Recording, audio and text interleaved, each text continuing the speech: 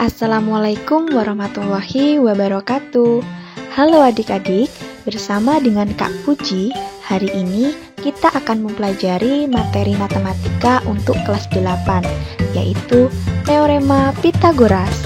Tapi sebelumnya adik-adik boleh share video ini kepada teman sebanyak-banyaknya supaya kita bisa belajar bersama. Karena belajar bisa dari siapa saja dan di mana saja. Nah, untuk pokok pembahasan diantaranya yaitu yang pertama, sejarah singkat tentang Teorema Pythagoras. Lalu selanjutnya yaitu pengertian dari Teorema Pythagoras. Yang ketiga yaitu sangat menarik karena kita akan membuktikan Teorema Pythagoras dengan menggunakan suatu aplikasi, yaitu aplikasi GeoGebra. Nah, selanjutnya kita juga akan membahas terkait triple Pythagoras. Dan yang terakhir yaitu latihan soal yang nantinya bisa adik-adik kerjakan mandiri di rumah masing-masing. Oke, kita akan memasuki pembahasan yang pertama, yaitu sejarah singkat Teorema Pythagoras. Tahu nggak sih, siapa itu Pythagoras? Pythagoras merupakan seorang matematikawan yang lahir pada 580 sampai dengan 569 sebelum Masehi. Lahir di Pulau Samos di daerah Ionia, Yunani Selatan. Salah satu peninggalan Pythagoras yang paling terkenal hingga saat ini adalah Teorema Pythagoras. Nah, yang unik, ternyata rumus ini 1000 tahun sebelum masa Pythagoras. Jadi orang-orang Yunani sudah mengenal perhitungan ajaib ini. Walaupun faktanya isi teorema ini telah banyak diketahui sebelum lahirnya Pythagoras. Namun, teorema ini dianggap sebagai temuan Pythagoras karena ia yang pertama kali membuktikan teorema ini secara sistematis dengan menggunakan bantuan metode aljabar. Nah, selanjutnya kita akan mempelajari pengertian dari Teorema Pythagoras. Apa itu Teorema Pythagoras? Teorema Pythagoras menjelaskan hubungan-hubungan panjang sisi pada segitiga siku-siku. Teorema Pythagoras ini digunakan untuk menghitung sisi-sisi pada segitiga siku-siku. Jadi, rumus umumnya yaitu kuadrat sisi hipotenusa atau sisi miring sama dengan jumlah kuadrat masing-masing sisi lainnya. Jadi, sisi hipotenusa itu adalah sisi yang paling panjang di antara ketiga sisi segitiga siku-siku. Jadikan segitiga siku-siku nih ada 3 sisi-sisinya. Kita sebut sisinya itu adalah sisi A, B, dan C. Nah, sisi C itu adalah sisi miring atau sisi hipotenusa, sisi yang paling panjang di antara ketiganya. Memasuki pembahasan yang ketiga, yaitu pembuktian Teorema Pythagoras dengan menggunakan aplikasi GeoGebra. Nah, untuk membantu memahami materi ini, kita bisa menggunakan aplikasi GeoGebra. Perhatikan segitiga dengan sisi-sisinya yaitu A, B, dan C berikut ini. Selanjutnya, kita buat persegi dengan panjang sisinya yaitu A, dan lakukan hal yang serupa pada sisi B. Perhatikan animasi pada GeoGebra berikut ini.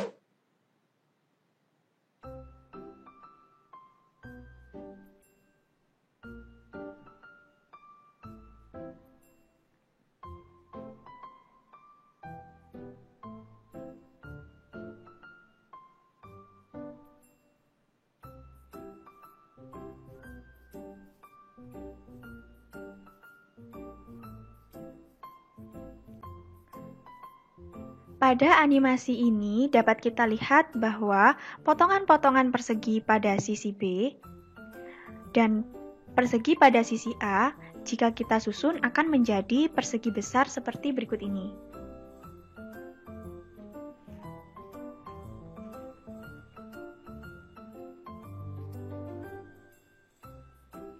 Nah, coba kita lihat. Luas persegi dengan sisi A itu berarti apa sih luasnya? Jadi, luas persegi itu kan rumusnya yaitu sisi kali sisi, sehingga dapat kita tuliskan A dikali dengan A atau sama dengan A kuadrat. Sehingga dapat disimbolkan bahwa luas persegi dengan sisi A itu sama dengan A kuadrat. Begitu juga sebaliknya, luas persegi dengan sisi B itu berarti B kuadrat. Sehingga luas persegi pada sisi A, B, dan C berturut-turut adalah A kuadrat, B kuadrat, dan C kuadrat. Jadi, dapat kita tuliskan rumus dari teorema Pitagoras, yaitu C kuadrat sama dengan A kuadrat plus B kuadrat. Dari pembuktian teorema Pitagoras itu tadi, berarti kalau dituliskan, untuk sisi miringnya yaitu C kuadrat sama dengan A kuadrat plus B kuadrat. Berarti C adalah akar dari A kuadrat plus B kuadrat. Lalu bagaimana jika mencari sisi alas? Sisi alas atau sama dengan sisi A itu dapat kita cari dengan rumus A kuadrat sama dengan C kuadrat dikurangi B kuadrat. Berarti A adalah akar dari C kuadrat dikurangi B kuadrat. Lalu, untuk mencari sisi tegak atau sisi B, dicari menggunakan rumus B kuadrat sama dengan C kuadrat dikurangi A kuadrat. Berarti, B sama dengan akar dari C kuadrat dikurangi A kuadrat. Untuk contoh soal, yang pertama yaitu suatu persegi panjang dengan panjangnya itu adalah 20 cm dan panjang diagonalnya 25 cm. Hitunglah lebar persegi panjang menggunakan teorema Pitagoras. Nah, untuk soal ini, terlebih dahulu kita gambar suatu persegi panjang dengan panjangnya tadi yaitu 20 cm dan panjang diagonalnya yaitu 25 cm seperti pada gambar berikut ini. Nah, pada gambar ini bisa kita lihat ternyata persegi panjang ini dapat membentuk dua segitiga siku-siku. Sehingga dapat kita pilih salah satu segitiga untuk mencari lebar suatu persegi panjang. Dari gambar ini dapat kita ketahui bahwa 20 cm sebagai sisi alas dan 25 cm sebagai sisi miring. Yang akan kita cari lebarnya. Nah, sedangkan lebar di sini sebagai sisi tegak. Jadi, kita bisa mencari nilai dari sisi tegak dengan menggunakan teorema Pitagoras yang telah kita pelajari tadi. Jadi, saya ingatkan kembali ya, bahwa sisi tegak kuadrat itu sama dengan sisi miring kuadrat dikurangi sisi alas kuadrat. Panjang sisi miringnya tadi adalah 25 cm dan panjang sisi alasnya adalah 20 cm. Jika keduanya kita substitusikan ke dalam rumus Pitagoras, maka menjadi L kuadrat sama dengan 25 kuadrat dikurangi 20 kuadrat. Lalu, kedua ruas kita kuadratkan sehingga L itu akan sama dengan akar 25 kuadrat dikurangi 20 kuadrat. 25 kuadrat itu sama dengan 625, sedangkan 20 kuadrat sama dengan 400.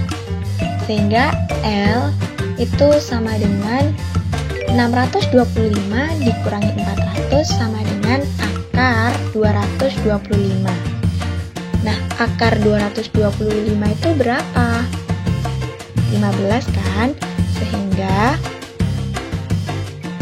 lebar suatu persegi panjang dengan menggunakan teorema Pythagoras diperoleh hasil 15 cm. Pembahasan selanjutnya yaitu triple Pythagoras. Apa itu triple Pythagoras? Triple Pythagoras merupakan kelompok 3 bilangan asli yang memenuhi ketentuan yaitu kuadrat bilangan terbesar sama dengan jumlah kuadrat 2 bilangan lainnya. Sebelumnya kita tadi sudah belajar tentang teorema Pythagoras ya. Teorema Pythagoras itu adalah C kuadrat sama dengan A kuadrat ditambah B kuadrat. Harus diingat ya bahwa sisi miring itu dua sisi yang lain dikuadratkan kemudian dijumlahkan. Nah, bilangan-bilangan yang memenuhi A, B, dan C ini disebut dengan triple Pythagoras. Nah, bagaimana kita bisa mengetahui apakah bilangan itu triple Pythagoras?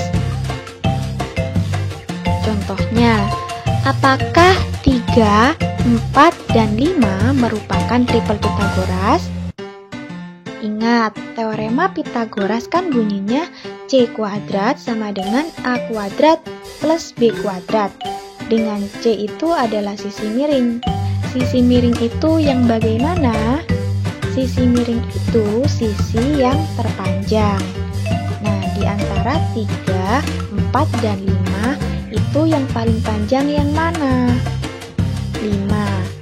Maka kita cek apakah memenuhi 5 kuadrat sama dengan 3 kuadrat ditambah 4 kuadrat.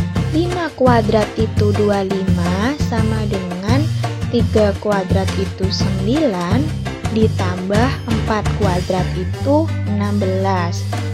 9 ditambah 16 sama dengan 25. Karena ini memenuhi, maka 3, 4, dan 5 itu disebut sebagai triple Pythagoras. Nah, triple Pythagoras ini juga berlaku kelipatan ya. Karena di sini kita kan sudah cek dan terbukti bahwa 3, 4, 5 itu triple Pythagoras. Maka ini juga akan berlaku kelipatan. 3 kali 2 sama dengan 6, 4 kali 2 sama dengan 8, 5 kali 2 sama dengan 10. Berarti pasti bahwa 6, 8, 10 juga merupakan triple Pythagoras. 9, 12, 15 pasti juga triple Pythagoras. Lalu 12, 16, 20 pasti juga triple Pythagoras, dan seterusnya. Jika salah satu sudah terbukti Pythagoras, maka berlaku kelipatan. Kita coba lagi agar lebih paham. Apakah 8, 12, dan 13 merupakan triple Pythagoras? Sekali lagi, teorema Pythagoras bunyinya C kuadrat sama dengan A kuadrat plus B kuadrat. Sisi miring itu sisi yang terpanjang. Nah, di antara 8, 12, dan 13 itu yang paling panjang adalah 13. Maka kita cek apakah memenuhi 13 kuadrat sama dengan 8 kuadrat ditambah 12 kuadrat. 13 kuadrat itu 169 sama dengan 8 kuadrat itu 64 ditambah 12 kuadrat sama dengan 144. 64 ditambah dengan 144 itu sama dengan 208. Nah, ternyata hasilnya tidak sama, berarti dia tidak memenuhi. Kalau tidak memenuhi, maka artinya 8, 12, dan 13 itu bukan triple Pythagoras. Sampai sini sudah paham kan apakah itu termasuk triple Pythagoras atau bukan? Selanjutnya kita memasuki pembahasan terakhir, yaitu latihan soal. Nah, latihan soal ini bisa adik-adik kerjakan mandiri di rumah masing-masing masing-masing agar adik-adik bisa lebih mendalami materi teorema Pitagoras. Nah, sekian video pembelajaran kali ini. Semoga kita bisa bertemu kembali di video berikutnya. Selamat belajar. Wassalamualaikum warahmatullahi wabarakatuh. Terima kasih.